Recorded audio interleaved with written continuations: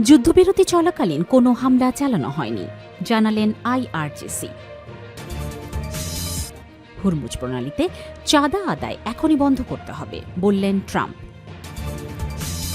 Israel যুক্তরাষ্ট্রের হামলায় আহত ইরানের সাবেক পররাষ্ট্রমন্ত্রী কারাজি মারা গেছেন। হুরমুজে ইরান অত্যন্ত নিম্নমানের এবং অসম্মানজনক আচরণ করছে, বললেন ট্রাম্প। সর্বশেষ জানাবো, ইসলামাবাদে ইরানি প্রতিনিধি দলের পৌঁছানোর খবরটি ভিত্তিহীন। শিরোনাম শুনলেন, এবারে বিস্তারিত। যুদ্ধবিরতি চলাকালীন কোনো হামলা চালানো হয়নি, জানালেন আইআরজিসি। ইরানের ইসলামী বিপ্লবী গার্ড বাহিনীর আইআরজিসি পারস্য উপসাগরের দক্ষিণ উপকূলীয় অঞ্চলগুলোতে ড্রোন ও ক্ষেপণাস্ত্র হামলার খবর সরাসরি নাকচ করে দিয়েছে। বৃহস্পতিবার ৯ এপ্রিল রাতে প্রকাশিত এক আনুষ্ঠানিক বিবৃতিতে বাহিনীটি স্পষ্টভাবে জানিয়েছে, যুদ্ধবিরতি চলাকালীন গত কয়েক ঘণ্টার ইরানি সশস্ত্র বাহিনী কোনো ধরনের সামরিক অভিযান পরিচালনা করেনি।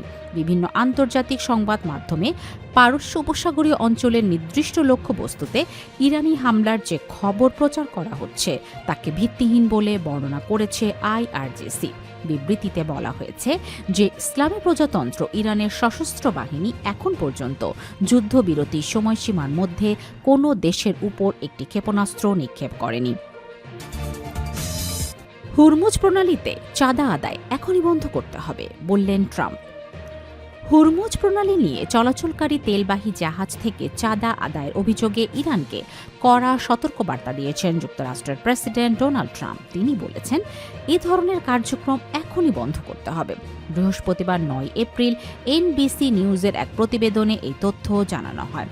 সামাজিক যোগাযোগ মাধ্যমে দেয়া এক পোস্টে ট্রাম্প বলেন, হুরমুজ প্রণালী দিয়ে যাওয়া জাহাজ থেকে ইরান ফি নিচ্ছে বলে শোনা যাচ্ছে। তারা যেন এটি না করে এবং এটি করে থাকলে তা এখনই বন্ধ করা উচিত। যুক্তরাষ্ট্র ও ইরানের মধ্যে সাম্প্রতিক যুদ্ধবিরতির ঘোষণার পরপরই এমন মন্তব্য সামনে এলো।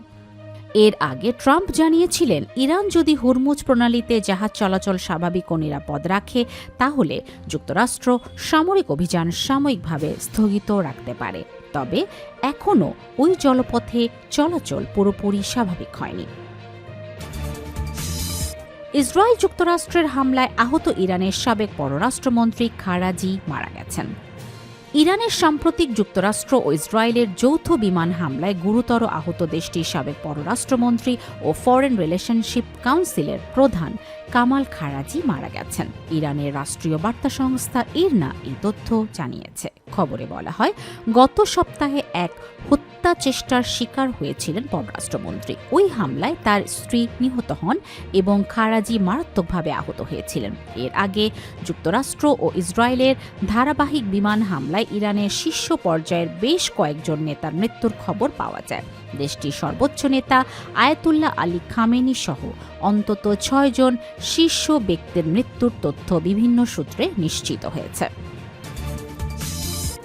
হুরমুজে ইরান অত্যন্ত নিম্নমানের এবং অসম্মানজনক আচরণ করছে, জানালেন ট্রাম্প। বিশ্বের অন্যতম গুরুত্বপূর্ণ সমুদ্রপথ হরমুজ প্রণালী দিয়ে জ্বালানি তেল পরিবহনে ইরানের ভূমিকার কঠোর সমালোচনা করেছেন মার্কিন প্রেসিডেন্ট ডোনাল্ড ট্রাম্প। তার দাবি, এই পথে আন্তর্জাতিক তেলবাহী জাহাজ চলাচলের ক্ষেত্রে ইরান অত্যন্ত নিম্নমানের এবং অসম্মানজনক আচরণ করছে। কাতার ভিত্তিক সংবাদ মাধ্যম আল জাজিরার এক প্রতিবেদনে এই তথ্য জানানো হয়েছে। সামাজিক যোগাযোগ মাধ্যমে দেয়া এক বিবৃতিতে ডোনাল্ড ট্রাম্প ইরানের বর্তমান অবস্থানের তীব্র নিন্দা জানান। তিনি বলেন, হুরমুজ প্রণালী দিয়ে তেল পরিবহনের সুযোগ দেওয়ার ক্ষেত্রে ইরান অত্যন্ত বাজেভাবে কাজ করছে। একে অনেকেই অসম্মানজনক আচরণ হিসাবে দেখছেন। ইসলামাবাদে ইরানি প্রতিনিধি দলের পৌঁছানোর খবরটি ভিত্তিহীন। পাকিস্তানের ইসলামাবাদে যুক্তরাষ্ট্রের সাথে আলোচনার উদ্দেশ্যে ইরানি প্রতিনিধি দলের পৌঁছানোর বিষয়ে বিভিন্ন সংবাদ মাধ্যমে প্রচারিত খবরটি সম্পূর্ণ মিথ্যা ও ভিত্তিহীন বলে দাবি করেছে তেহরান। শুক্রবার ১০ এপ্রিল ইরানের আধা সরকারি বার্তা সংস্থা তাসনিম নিউজকে দেয়া এক সাক্ষাৎকারে দেশটির একটি নির্ভরযোগ্য সূত্র এই তথ্য নিশ্চিত করেছে। ওই সূত্রটি স্পষ্টভাবে জানিয়েছে, কিছু গণমাধ্যম দাবি করছে ইরানি আলোচক দল আমেরিকানদের সাথে আলোচনার জন্য ইতোমধ্যেই ইসলামাবাদে পৌঁছেছে, যা প্রকৃতপক্ষে সম্পূর্ণ অসত্য।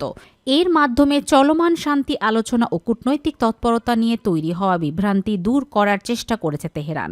নাম প্রকাশে অনিচ্ছুক ওই সূত্রটি একই সাথে ইরানের বর্তমান অবস্থান পুনর্ব্যক্ত করে জানিয়েছে যে যতক্ষণ পর্যন্ত লেবাননে যুদ্ধবিরতির প্রতিশ্রুতি রক্ষা করা হচ্ছে না ততক্ষণ কোনো আলোচনা সম্ভব নয়। সূত্রটির মতে যুক্তরাষ্ট্র যদি লেবাননে শান্তি বজায় রাখার প্রতিশ্রুতি পূরণে ব্যর্থ হয় এবং জায়নবাদী শাসক গোষ্ঠী বা ইসরায়েলি বাহিনী তাদের নির্বিচারে হত্যা হামলা অব্যাহত রাখে তবে আলোচনা স্থগিতই থাকবে।